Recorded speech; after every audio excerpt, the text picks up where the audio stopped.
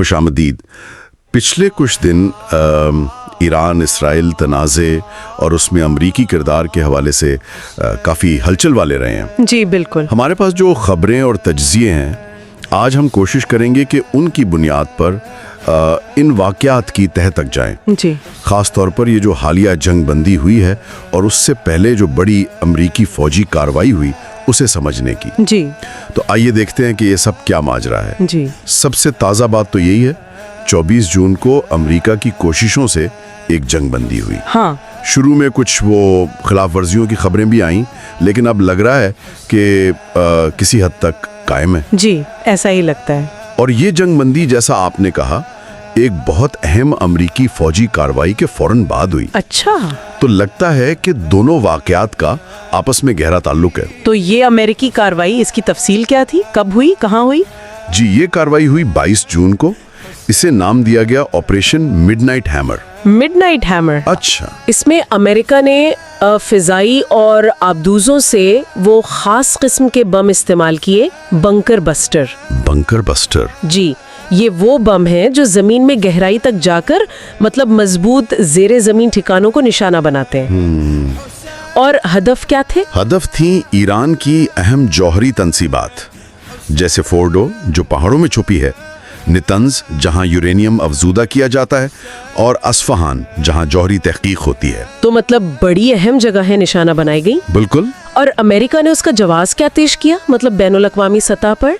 देखें, अक़वाम मुत्तहिदा में जो अमेरिकी सफ़ीर हैं, उन्होंने कहा कि ये ईरान की जौहरी सलाहियत कम करने की कोशिश थी। अच्छा। और ये कि ये इज्तिमाई दिफा के तहत जायज़ था। इज्तिमाई दिफा। जी। दूसरी तरफ ईरान ने जाहिर है इसे बैनुल अक़वामी क़वानीन की सरीख खिलाफ वर्जी कहा और बदला लेने का ऐलान भी किया। ठीक।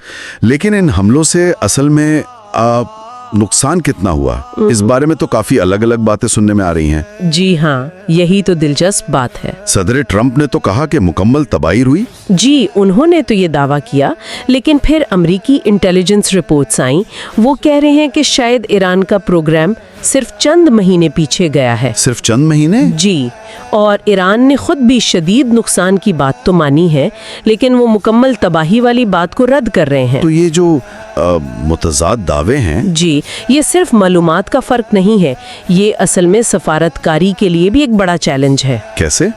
मतलब जब तक ये साफ ना हो कि असल नुकसान हुआ कितना है, तो मुज़ाकरात की बुनियाद क्या बनेगी, किस बात पर बात होगी? सही बात है। अच्छा, ये तो हुई फौजी कार्रवाई। इसके साथ साथ वो सिफारती महाज पर क्या चल रहा था? वहाँ भी काफ़ी तेज़ी थी। सदर ट्रंप ने इजरायली वजीर आज़म नेतन्याहू पर दबाव डाला। किस बात का दबाव? कि वो मजीद हमले रोकें और अपने पायलट्स को वापस बुलाएं। अच्छा। और एक और काफ़ी हैरान कुन बात भी हुई। वो क्या? हमला हुआ था। जी हाँ। तो हमले से पहले ईरान ने अमेरिका को खबरदार कर दिया था। अच्छा, पेशगी इत्तला दी थी। जी, और सदर ट्रंप ने इस पर ईरान की तारीफ की, इसे बहुत अच्छा इशारा कहा। ये तो वाकई अजीब है, एक तरफ हमला, दूसरी तरफ तारीफ। बिल्कुल। हालांकि साथ ही ये भी कह दिया कि लड़ाई दोबारा भी शुरू हो सकती है। तो ये समझना थोड़ा मुश्किल है कि हिकमत अमली क्या है। मिली जुली हिकमत अमली लगती है। जी।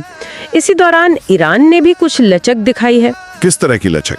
उनका कहना है कि अगर इजराइल हमले रोक दे तो वो वसीतर मुज़ाकरात के लिए तैयार हैं। अच्छा। और उसमें कतर और अमेरिका वो बीच में पड़कर सालसी कर रहे हैं। तो क्या ये सिफारतकारी मतलब कामयाब हो सकती है? कोई उम्मीद है? देखिए, उम्मीद तो है, लेकिन ये बहुत नाजुक मामला है।